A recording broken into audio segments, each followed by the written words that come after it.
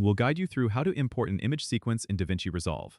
If you find this helpful, consider subscribing and liking the video. First, open DaVinci Resolve on your desktop. Once it's open, go to the Media tab located at the bottom of the screen.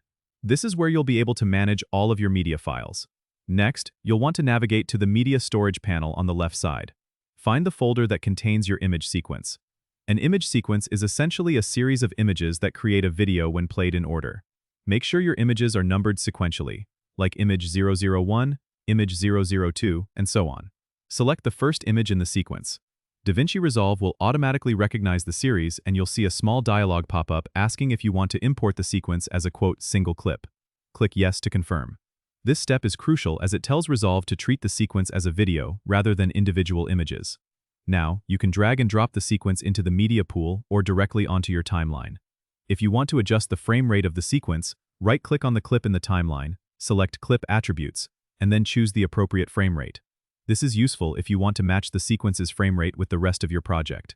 And that's it. You've successfully imported your image sequence into DaVinci Resolve and it's ready for editing.